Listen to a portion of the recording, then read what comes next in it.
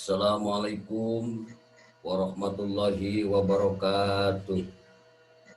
Bismillahirrahmanirrahim. Hamdan wa tamjidan liman qala fi kitabihil mubin. Wa huwa astaqul qailin walladzi arsala rasulahu bil huda wa dinil haq liyudhhirahu 'alad dini kulli walau karihal musyrikun.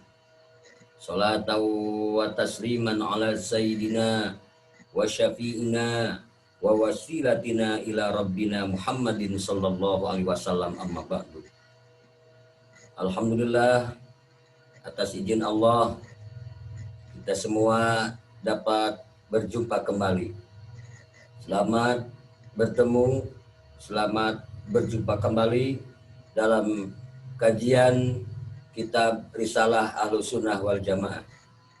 Pada pertemuan yang kesekian kalinya, pada kesempatan ini izinkan kami untuk menyampaikan satu kajian bahasan yang terdapat dalam Kitab Risalah Aswaja, yang pada kali ini kita akan mengangkat tema tentang macam-macam bid'ah. Selamat menyaksikan, selamat menyimak, selamat mengikuti. Semoga apa yang kami sampaikan bisa bermanfaat dan menambah wawasan serta pengetahuan saudara-saudara dimanapun Anda berada.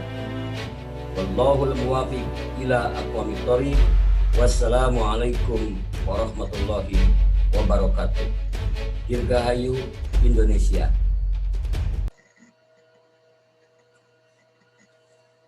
Bismillahirrahmanirrahim. Summa qala saterasna ngadawuh Syekh Jaruk. Wa aqsamuha sareng ari babagianana bid'ah eta salah satun ayatilu. Al bid'ah sharihatu nyatana nu kahiji bid'ah sharihah. Wahia sareng ari ngaran bid'ah sharihah eta mah perkara asbatatat anu netepkeun ieu emak min gairi aslin syar'iyyin tina salianti asal syara fi muqabalatima dina narimakna perkara sabata anu tumetep ieu emak syara'an cuk hukum syara min wajibin nyatana tina hiji kawajiban au sunnatin atawa sunnah au mandubin atawa anu disunatkeun au gairihi atawa salianti anu disebat. Pamatat maka terus maihan ieu bid'ah sharihah sunatan kana sunat au abtolat atawa ngabatalkeun ieu bid'ah sharihah hakon kana perkara anu hak. Wahadihi sareng ari ieu eta syarrul bid'ah panggoreng-gorengna bid'ah. Wa ingkana sareng sanajan buktos eta laha kana ieu bid'ah sharihah naon alfu mustanadin 1000 dalil 1000 sanad minal usuli tina pirang-pirang usul awil furu'i atawa pirang-pirang furu. Fala ibrota maka teu aya hitung-hitungan eta tetep bihi kana ieu mah. Asani harina kaduana eta al bid'aul idofiyatu bid'ah idofiyah. Wa iya sareng ngaran bid'ah idofiyah eta alati perkara tudoku anu di sandarkeun ieu bid'ah idofiyah di amrin kana hiji perkara lau salima lamun salamat itu amrun minha tina itu bid'ah lam tasiha maka henteu esah naon al munajaatu papaduanana fi kaunihi dina ayatna ieu perkara eta sunnatan sunnah au ghairu bid'atin atawa salianti bid'ah bila khilafin kalawan teu aya perselisihan au ala khilafin atawa dina aya beda pendapat mimma tina perkara taqaddama anu parantos dipayun ieu emat asalisu ari anu katiluna eta al bid'aul khilafiyatu bid'ah khilafiyah wahia sareng ari ngaran bid'ah khilafiyah eta al mabniyatu anu dibangun ala aslaini karena dua asal yutajadu anu dipendakan biha saratana itu bid'ah khilafiyah naon kullun masing-masing dalil minhuma tina itu dua asal paman maka sing sahaja makola anu berpendapat ieu man bihada kana ieu kola teras sasauran itu man bid'atun ari ieu eta bid'ah waman sareng jalmi kola anu berpendapat ieu man bimoko balihi kana narima na ieu hada kola terasa sauran ieu jalma sunnatun ari ieu eta sunnah kama saperti keterangan taqaddama anu parantos dipayun ieu emak ti darbil idarati dina ngabangunna dina bab dikir idorbil idarati dina ngadamel administrasi wa dikril jamaati sareng dikir berjamaah penjelasanana tina anu nembe di guar anu nembe dibacakeun Syekh Jaruk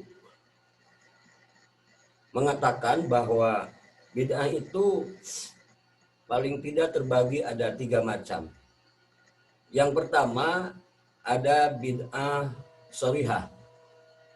Bid'ah sharihah itu adalah setiap amalan yang ditetapkan tanpa landasan syar'i, baik dari aspek wajib, sunnah, mubah, dan yang lainnya. Dalam hal ini, bid'ah tersebut bisa memadamkan sunnah dan membatalkan yang hak. Dan bid'ah seperti ini adalah seburuk-buruk bid'ah yang pernah ada. Walaupun misalnya bid'ah tersebut disandarkan atau dibungkus dengan 1000 dalil usul, dibungkus, disandarkan dengan 1000 dalil puru, maka hal itu tidak menjadi pertimbangan sama sekali. Dia tetap dalam statusnya sebagai bid'ah sharihah atau bid'ah yang sudah sangat jelas kebid'ahannya. Itu yang pertama. Yang kedua, ada yang disebut dengan bid'ah idofi. Bid'ah idofi ini adalah bid'ah yang disandarkan pada praktek tertentu. Walaupun terbebas dari unsur bid'ah. Nah, maka dalam hal bid'ah seperti ini tidak boleh memperdebatkan apakah praktek tersebut tergolong sunnah atau bid'ah. Itu yang kedua, bid'ah idofi. Yang ketiga adalah bid'ah khilafi. Bid'ah khilafi ini adalah bid'ah yang memiliki 2 sandaran utama yang masing-masing sandaran yang satu dengan sandaran yang kedua sama-sama memiliki argumentasi yang kuat. Jika dilihat dari satu aspek tergolong bid'ah, tetapi kemudian dari aspek yang lain dipandang sebagai sunnah, maka ini termasuk ke dalam kelompok bid'ah khilafi. Bid'ah yang masih diperdebatkan. Seperti halnya contoh dzikir berjamaah atau membuat aturan administrasi di masjid, di sekolah, di pesantren, ada administrasi ke pesantrenan, administrasi ke masjidan, kemudian ada dzikir berjamaah. Walaupun ada seseorang ataupun satu kelompok orang yang mengatakan bahwa itu bid'ah dan dia menyodorkan dalil yang dianggap kuat argumentasinya, tapi pada sisi yang lain pekerjaan ataupun kegiatan dzikir berjamaah pun memiliki sandaran dalil, sandaran hujah yang kuat, maka menyikapi bid'ah seperti ini dipersilahkan orang untuk mengamalkan sesuai dengan tingkat pemahamannya masing-masing, hasil dari pemahaman terhadap argumentasi, baik yang bersumber dari dalil usul maupun yang bersumber dari dalil furu'. Selanjutnya, Al-Alamah Waliyuddin As-Sabsiri dalam kitab Syarah Al-Arba'in Nawawi, beliau menjelaskan, mengutip sebuah hadis yang berbunyi bahwa Rasulullah SAW bersabda, "Man ahdasa hadasan au awa muhdisan fa'alaihi laknatullah." Artinya, barang siapa yang menciptakan perkara yang baru dalam agama atau membantu orang lain menciptakan hal baru, maka dia mendapatkan laknat Allah Subhanahu wa taala. Hadis riwayat Bukhari, bisa dilihat dalam Syarah Al-Arba'in Nawawi. Kemudian bagaimana memahami hadis ini? Yang termasuk dalam kategori hadis tersebut di atas adalah akad fasid. Berhukum kepada orang bodoh, berhukum kepada orang dolim, dan setiap sesuatu yang tidak sesuai dengan hukum syara. Dan tidak termasuk dalam kategori di atas adalah pembaharuan yang tidak keluar dari dalil syara. Sebagaimana sudah dijelaskan pada pertemuan terdahulu, hal yang termasuk ke dalam masalah ijtihadiyah, hal yang termasuk ke dalam masalah ijtihadiyah, di mana korelasinya dengan dalil syara itu adalah don, maka ini tidak termasuk bid'ah. Jadi satu kali lagi saya jelaskan bahwa hadis di atas itu ditujukan kepada pelaksanaan akad fasid, berhukum kepada orang bodoh dan zalim, dan setiap sesuatu yang tidak sesuai dengan hukum syariat. Sehingga ketika terjadi pembaharuan, tapi pembaharuan itu tidak keluar dari dalil syara, maka masalah tersebut tidak termasuk bid'ah. Saya ambilkan contoh tentang penulisan mashaf, penulisan Al-Quran, di mana hal tersebut tidak pernah dicontohkan oleh Rasulullah SAW.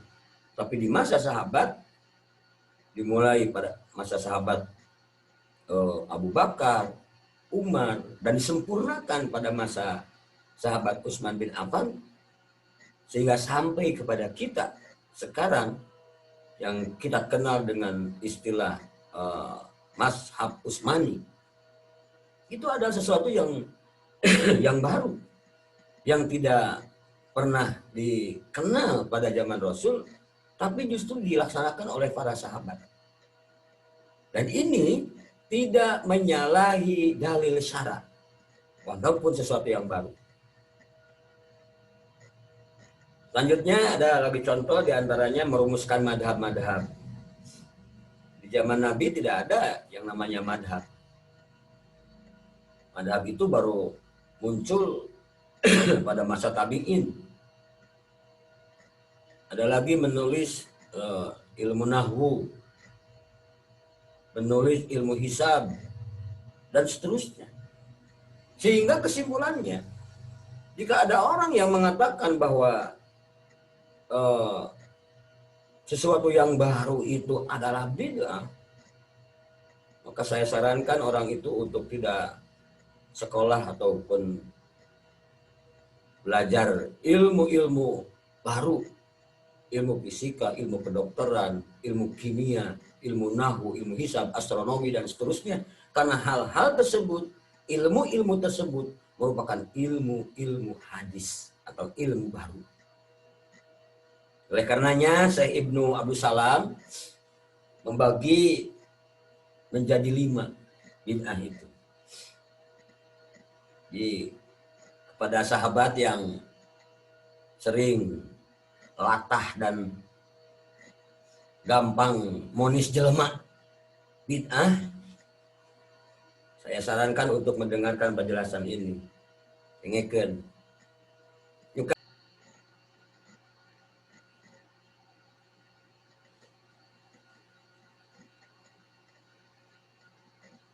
Yang pertama,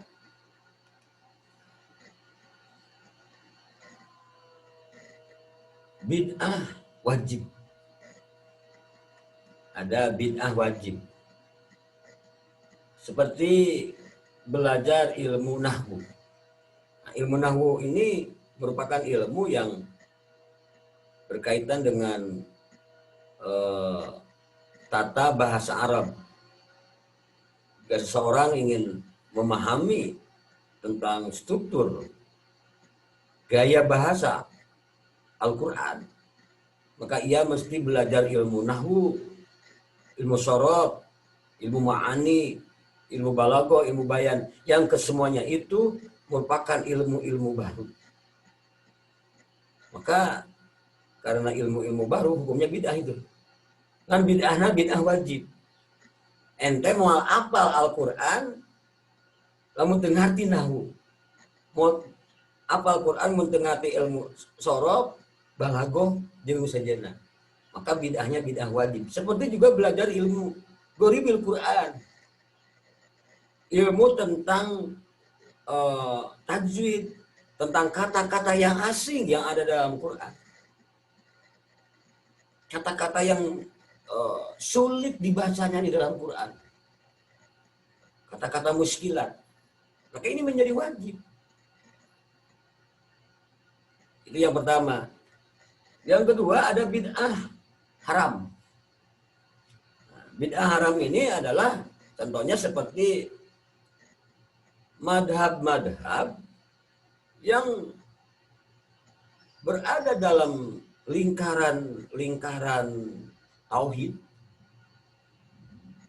yang mana pemahamannya itu tidak sama dengan pemahaman tauhid yang disampaikan oleh Rasulullah SAW. Atau dalam kita sebagaimana yang kita kenal, paham-paham yang bertentangan dengan kaidah atau faham Ahlus Sunnah wal Jamaah. Seperti misalnya madhab Qadariyah. Madhab Qadariyah ini sebuah aliran yang meyakini bahwa manusia itu memiliki kekuasaan. Memiliki kekuasaan, memiliki kehendak untuk merubah nasibnya tanpa melibatkan Allah sebagai sang pengatur nasib. Jadi manusia itu memiliki kebebasan. Anti klimaknya, kebalikannya dari paham Qadariyah ini adalah paham Jabariyah. Nah, paham Jabariyah oke sarua ya. Bid'ah haram. Paham Jabariyah itu paham yang berkeyakinan ataupun menganut pemahaman bahwa manusia itu tidak memiliki kehendak apa-apa. Jika rokrak di nyawaan. Dalam satu sisi pemahaman ini seperti benar, tapi salah. Karena pada akhirnya ketika manusia berpendapat bahwa manusia itu tidak memiliki kuasa apa-apa, dan itu menjadi sebuah keyakinan, pada kelanjutannya bisa melahirkan umat yang fatalis, mudah menyerah kepada nasib, mudah menyerah kepada takdir tanpa ia mau berusaha untuk mencari takdir lain yang lebih baik. Contoh, saya jelema beteungna kekerabakan, lapar. Iya, muncul urang Jabariyah, tong ting dahar, engke ku pangeran diwareugeun ieu. Ini kan salah. Sebab jelema boga ikhtiar. Saenggeus dahar, ek wareg jeung teuna kumaha Allah, tapi geus dahar. Nah lamun can dahar nyebutkeun ke rek diwareugeun ieu ku Allah, maka ini adalah paham Jabariyah. Hati-hati. Kemudian saya berikan contoh yang ketiga, ada paham Mujassimah. Paham Mujassimah ini adalah paham di mana mereka berpendapat bahwa Allah itu memiliki jasmani, memiliki fisik seperti kita. Ada tangan, ada mata, ada telinga, ada hidung, ada gigi, ada tangan, ada kaki. Ini kelompok Mujassimah. Kelompok Mujassimah ini sebagaimana yang dianut oleh orang-orang Wahabi. Mereka dalam urusan pemahaman tentang aqaid menganut paham Mujassimah. Berpendapat bahwa Allah itu memiliki jisim, memiliki jasmani seperti manusia. Ini bahaya. Maka bid'ah seperti ini termasuk bid'ah yang haram. Yang ketiga ada bid'ah yang sunnah. Saya mah bid'ah anu alus. Sunnah hukumna. Jika nyen pesantren, membangun madrasah. Dan semua kebaikan-kebaikan yang belum pernah ada di masa generasi awal. Yang organisasi, di mana organisasi nanti bertujuan untuk kegiatan kemanusiaan, kegiatan sosial dan seterusnya. Ini termasuk bid'ah yang sunnah. Yang keempat ada bid'ah yang makruh. Itu ayeuna pikeun kaharamangan makruh. Contohnya menghias si masjid secara berlebihan. Di masjid hordengan hargana 20 juta. Ayo berjamaahna eueuh. Nah, ini seperti itu. Bid'ah yang makruh. Menghias masjid secara berlebihan atau misalnya menyobek-nyobek mushaf.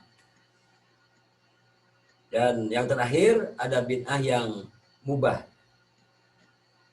Bid'ah yang mubah ini bid'ah yang diperbolehkan, artinya dilaksanakan silahkan, tidak dilaksanakan juga silahkan. Contohnya seperti berjabat tangan setelah sholat, melonggarkan baju, dan lain sebagainya. Berjabatan tangan ini bid'ah. Tapi bid'ahnya bidah yang mubah. Tah salat maksudna. Dia mun aya nyebutkeun tah salat sasalaman itu kudu kumaha tuh kudu ngore HP tah salat. Harus kena sasalaman daripada tah salat terus ngore HP. Jadi saya ingin mengajak kepada sahabat-sahabat semua untuk kita berpikir komprehensif, memahami segala sesuatu yang terjadi yang merupakan sesuatu yang baru. Maka bagaimana sikap kita untuk menyikapinya, itu tergantung pemahaman kita tentang definisi bid'ah itu sendiri. Begitu juga misalnya menggunakan tasbih, melapatkan niat sholat, tahlil bagi mayit, ziarah kubur dan lain-lain, ini bukan termasuk bid'ah. Bukan termasuk bid'ah. Karena hal tersebut ada sandaran dalilnya. Ayat, keterangan, hujah argumentasi. Nah, baik itu hujah ataupun dasar hukum yang diambil dari dasar hukum yang usul, asal, atau dari hukum yang furu. Nah, demikian sahabat-sahabat penjelasan singkat mengenai macam-macam bid'ah. Mudah-mudahan apa yang saya sampaikan bisa menambah perbendaharaan pengetahuan kita mengenai macam-macam bid'ah, sehingga kedepannya bisa merubah sikap kita untuk bisa lebih toleransi dalam fikih, toleransi dalam perbedaan, toleransi dalam pemahaman. Karena berbeda itu indah dan perbedaan itu tidak mesti menyebabkan kita untuk terpecah belah.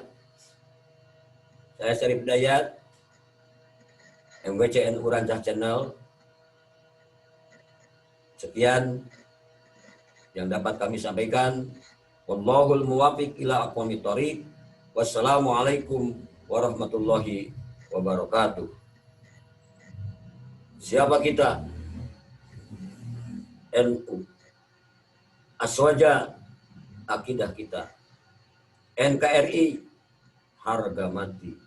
Indonesia raya dan tetap jaya. Dirgahayu Indonesia.